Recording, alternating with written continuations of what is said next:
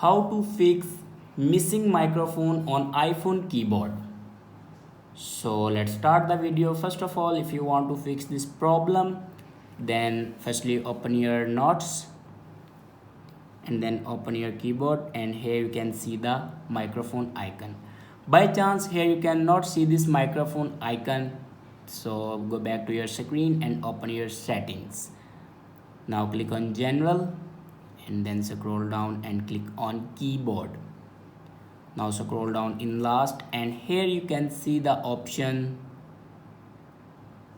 enable dictation. If you turn this button off, then open your notes, and on keyboard here you cannot see the microphone icon.